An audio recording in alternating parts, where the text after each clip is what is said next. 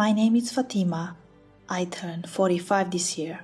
Since our only son left out of town for college, the house seems very spacious with just me and my husband. The house we live in is a custom-built house that my husband and I thoughtfully planned. Our house is a 5-bedroom home that we designed so that our child can run around the house. My favorite place is the balcony. I'm making herbs such as chamomile, lavender, basil, rosemary, and mint. I grow various types of herbs, including those with good fragrance and those that are edible. A mojito with plenty of freshly picked mint is exquisite, and basil sauce made with homegrown basil is my son's favorite. So I always pack it in a box when I send him a care package. My husband insists on having a study, so he created a spacious workspace next to a custom-made shelf built up to the ceiling where he can display his collection of books and video game software. My husband often locks himself in his study filled with his favorite things all day on weekends except for meal and bathroom breaks. As for me, I spend my weekends binge-watching dramas and movies in the living room, immersing myself in my home garden and generally doing what I like. Now that the busy days of raising children are over, I feel that this is the second phase of my life, and I enjoy my weekend to the fullest. On weekdays, both my husband and I work until night. The mortgage for our current house, which felt like way more than we can afford back then, was mostly paid off with my income. I returned to work part-time after leaving my son, who had just turned 1 at a daycare center. As my child became more independent, I started working as a full-time employee. Now that the hard work of raising children is over, my job and my hobby of home gardening are my reasons for living. And no, I'm not exaggerating. I never imagined that such peaceful days would suddenly come to an end. We are selling this house to my brother's family. I couldn't comprehend the words my husband suddenly blurted out. "What do you mean?" I asked, confused, and my husband explained with a slightly angry face. "My brother and his family have been living in an apartment for a long time, right? They have 3 children born in consecutive years, and their current 2-bedroom apartment is too small. I felt sorry for them, don't you? Since our son is no longer living here, I decided to give our house to my brother's family. I couldn't believe he made such a big decision without consulting me at all." My husband glared at me with a fierce look as I tilted my head in confusion. "Don't you have any intention of helping your family? It's normal to support your family when they are in trouble. You are so heartless. I understand that we can't ignore our beloved family when they are in trouble, but it's impossible for me to understand that there was no consultation with me, who lives in the same house. Where are we going to live? It's too much for me to handle listening to such an important thing after it's done." As I thought about it, it made me more angry, but I somehow managed to keep it down. I tried to maintain my rationality while expressing my opinion to my husband. But in the end, my husband blurted out, "Do you have a problem with this? I'm the one who brings food on the table. All you got to do is listen." I thought he had a chauvinistic side since we got married, but it was the first time he forced his opinion on me so selfishly. My husband's brother and his wife often relied on our family when they had troubles, like that time 3 years ago.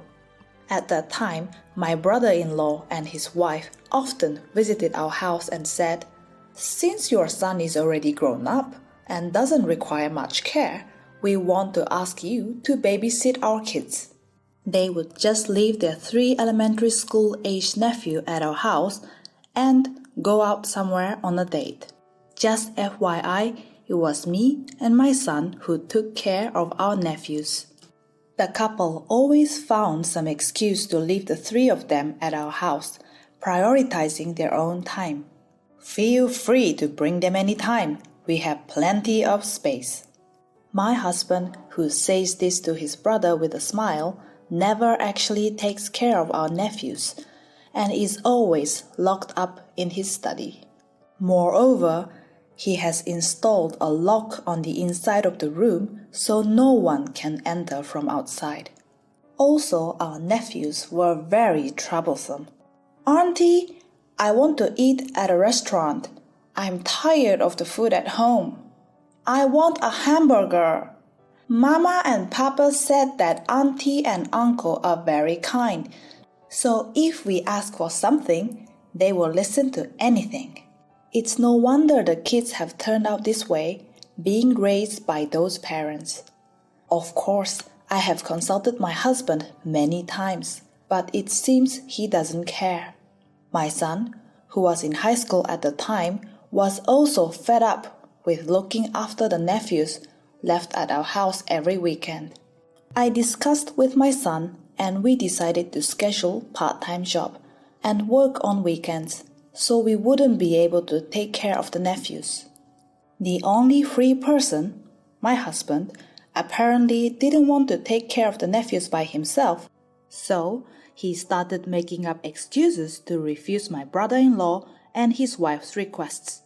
Although we had hardly been involved with my brother-in-law and his wife, I was stunned when they suddenly decided to hand over the house to them.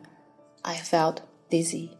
The next day, my brother-in-law's family came to our house, saying that they wanted to see the inside right away. Even now that the nephews are in junior high school, their behavior hasn't changed. They enter the rooms that are planned to be theirs and start screaming. "We are moving, right? Well, this big house is too spacious for just 2 people. It's good that we are going to live here, isn't it?" My brother-in-law said this with a huge smile. I had no idea until yesterday that they were going to move, but my brother-in-law didn't seem to care. My sister-in-law, on the other hand, went into the kitchen as if it was already her own house and said, "Please make sure to have the house cleaned before you hand it over. It will be troublesome for us later if it's done poorly." The audacity! I was so astounded by my sister-in-law's attitude, as if she already owned the house, that I was left speechless. I subtly mentioned that there was still a mortgage on this house, but my brother-in-law said this with a smile. "That's okay. When our eldest son enters high school next year, my wife will start working part-time. She can earn at least the mortgage payment." That's right, I'm fully motivated. Listening to my brother-in-law and his wife's conversation, I couldn't help but feel that they were misunderstanding something. I have been paying the mortgage for our house from the very beginning. The amount is $1,200 per month. I wonder if my brother-in-law and his wife can afford this amount for the mortgage payment. I work as a pharmacist, so I have a decent income, but even so, it is not easy to keep paying this amount. On the other hand, my husband told me that my brother-in-law only has a monthly pay of about $1,300. It's a reckless idea to pay $1,200 with just $1,300 income. My brother-in-law and his wife seems to think that I work as a pharmacy sales clerk. They seem to assume that my salary is low and therefore the mortgage isn't a significant amount. "Fatima, you're a pharmacy clerk, right? It sounds like a cool job. I'm taking a course to someday work at the clerical work. If I pass, I'm also going to have an income." They are such an over-optimistic couple. My husband has always been very proud and seems to feel inferior knowing that his wife earns significantly more than he does. To prevent others from realizing this, he apparently told people that I do something like office work at the pharmacy. Hearing this, My brother-in-law and his wife seems to think that if they both work, they can afford the mortgage themselves. As I was thinking about this, my brother-in-law suddenly asked a question. By the way, how much is the loan for this house every month? At that moment, the smile disappeared from my husband's face. Apparently, even my husband didn't know how much we are paying each month. The monthly loan payment is $1,200. Without hesitation, I blurted out. Hearing the amount of the loan, my husband, brother-in-law, and sister-in-law froze. Hey, you are joking, right? $1,200? My sister-in-law murmured as if squeezing the words out. No, I'm not joking. We didn't pay a down payment. So we are paying $1,200 every month for both the land and the building. The sister-in-law screamed, turning pale. There's no way we can pay $1,200 a month. I thought so too. If they can't pay the mortgage, I guess the conversation is over. My brother-in-law started yelling at my husband. Hey, what the hell is going on? You didn't say anything about this. You are not planning to make us pay this amount, are you? My flustered husband quietly asked me. You said you were making prepayments, didn't you?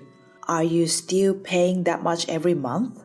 I only paid 2 months' worth during the bonus months, twice a year. It's a 35-year loan, you know. Even with simple calculation, there are still 15 years left. While looking at my brother-in-law and his wife, who were stunned by the unexpected situation, I prayed for them to back off quickly. However, my husband made an unexpected remark. We'll continue to pay the loan. How's that? Stunned in shock, now I was the one who was pale. My brother-in-law and his wife, on the other hand, were overjoyed and praised my husband, saying, I knew it, you are so generous. I couldn't help but raise my voice in protest against my husband, who looked proud of his actions. Wait a minute, what are you thinking? Why the hell do we have to do that? My husband responded with his usual line. What are you talking about? Our family is in trouble. It's only natural to help, right? How heartless can you be? I was dumbfounded and fell silent. I couldn't handle my husband's shallowness anymore, going this far just to be a kind and generous brother. Relieved by my husband's proposal, my brother-in-law and his wife resumed their house tour. We'll move at the beginning of next month. Please prepare everything by then, like changing the house registration and preparing for the move. I could tell my husband is thinking of making me do all the changes. I, for one, have reached the limit of my anger. And then that night, I contacted my son, who is currently living away. I explained what happened today. I told him that I had reached my limit, and he laughed on the phone. It's good that you finally decide to stand up to them. You should do anything you desire. Even if it leads to divorce, you'll be absolutely fine, Mom. Encouraged by my son, I decided to teach my too self-centered husband and the lawless brother-in-law and his wife a lesson. After my husband unilaterally decided to give the house to the brother-in-law and his wife, I immediately went to the bank where I had signed the mortgage to consult my decision. In fact, as soon as I heard from my husband, I did my own research on changing the name on the mortgage.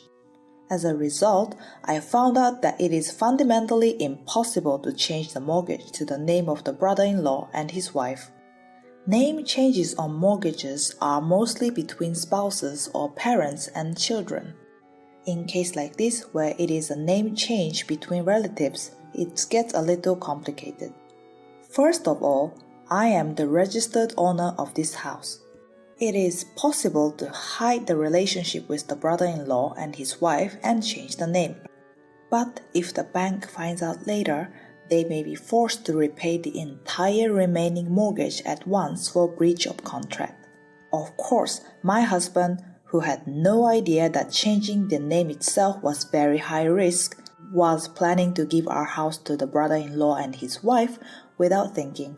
On the other hand, I immersed myself in work and housework until the day of the handover and did nothing.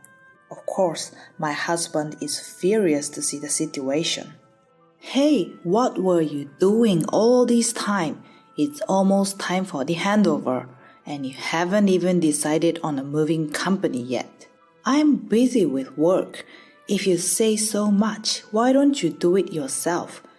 Besides, if we hand over this house, where are we going to live? Don't we have to decide that too? That's why I'm telling you to do it quickly. I am too busy to do it." My husband stayed silent, and I left for work. Every day was like this, and one day, when my husband ran out of patience, a large number of cardboard boxes arrived at our house. I did the paperwork for the move. I also got a new apartment for us to live. So stop sulking and start packing. I didn't pack. From that day on, we repeated the same argument over and over. My husband raised his voice and confronted me each time. "Stop being so irresponsible. Why are you so selfish? I'm fed up with that attitude. If it continues like this, I'm getting a divorce. You don't want that, do you?" Even being told that, I continued to ignore him. The next day, my husband forcefully handed me the divorce paper. "I am serious. I'll forgive you if you start packing now." What is he talking about? What does he mean by "I will forgive you"? I was so astonished that I couldn't say a word. I silently accepted the divorce papers, signed, and stamped them without hesitation, and handed them back to my husband. At my unexpected action, my husband started to visibly panic. "Hey, you are joking, right? This is a joke, right?" I knew that my husband wasn't serious about the divorce. I can't be with someone who jokes about divorce even as a joke. I left those words behind, left the already filled out divorce paper on the table, and left the living room. Surprised by my attitude, my husband became completely quiet. "Wait, I'm sorry. I don't want a divorce. I want to live with you forever." I was little surprised by my husband, who apologized while shedding tears. "I understand, but I'm not leaving this house, and I'm not changing the name. Let's live together here forever." My husband seems to understand my feelings, but he was disappointed, saying, "I can't tell my brother that now. It's too late. We can't live here." "It's okay. Leave it to me." I said that to my depressed husband and lightly tapped his shoulder. And finally, the day to hand over our house came. The brother-in-law and his wife, who had loaded a lot of furniture and luggage onto a moving van borrowed from an acquaintance, came. Their children were at school because it was a weekday. Finally, this place will become our home. No mortgage payment, it's the best. The same carefree demeanor of my brother-in-law and his wife. Standing in front of the entrance, I blocked the two of them who are about to enter the house triumphantly. "I'm sorry, but there are conditions you need to accept if you want this house." Saying so, I showed them the mortgage document I had in hand. As it states here, it's not possible to change the name on the mortgage. If you still want to live here, you'll have to pay off the remaining loan amount in one lump sum. I was unusually assertive, which made my brother-in-law shrink back. But my sister-in-law retorted vehemently, "Why are you interfering? Get out of here! This is our house!" She yelled. I showed the documents again. "Interfering? Of course I am. This house was bought under my name. Showing them the name section, my sister-in-law opened her eyes wide in surprise. This house is mine, and my husband has no authority over it. The person whose name is on the document is me. It's saying that I can't vacate it. Please leave. Saying it as half threat that I would consult the police if the commotion got any bigger, she retorted, "Just because you have good income, you feel great about yourself. Don't you have any feelings to help your precious family? How heartless can you be?" I couldn't understand what she was saying. Yes, I'm fine with being seen as heartless. You too should also stop relying on us and start living on your own. Can you show your current self to your children? I said so, entered the house, and closed the front door. Of course, I locked it securely. Even after that, my brother-in-law and his wife made a fuss in front of the house. But it seems that the stare of the neighbors got them to leave. However, right after the two left, my husband received a call from his brother. From what I heard, it was about them already sold the old apartment away and they needed a place to stay. They asked if they could stay at our place. My husband made a quick look at my face and politely declined. Seeing my husband like that, I couldn't help but burst into laughter. If we let my brother-in-law's family stay in our house, they would definitely stay forever. It was so obvious. My husband had no choice but to obey me as he so desperately not wanted to go through the divorce. From that day on, my brother-in-law called my husband almost every day. Sometimes my sister-in-law would call crying. Even so, my husband consistently refused. I am starting to feel sorry for them. They seem to have no money to rent a new apartment and it's pitiful for the nephews, my husband said, glancing at my face. I could sense him trying to tell me that I have no mercy. So I suggested, "What about the apartment we are planning to move into? Why don't we let them stay there?" As if he had completely forgotten about it, my husband happily called his brother immediately. It seems that my brother-in-law's family moved into the apartment that my husband contracted for. All 5 of them, a few days later. Just when I thought everything was over, another disaster struck my husband. My brother and his wife are not paying the rent for the apartment. I've been covering it for months because they said they would transfer it to me every month. As expected. Knowing those two, I cannot imagine them paying the rent. That apartment is contracted by my husband, so it's easy to imagine that they would take advantage of it. When I suggested subletting the apartment to my husband, I expected it would turn out this way. How easily manipulated and used he is. It seems like your family is having a tough time. Since you are not cold-hearted like me, you will surely help them, won't you? I said with a sarcastic smile. My husband remained silent, unable to say anything. The brother-in-law's family, struggling to pay the rent, apparently moved into a 1 LDK room, which is smaller than their previous apartment, and now all 5 of them live there. I do feel sorry for my nephews, but I think it was taught them a good lesson for the couple who always had their ways. As for me, I'm eagerly waiting for the stress of the brother-in-law and his wife to explode eventually.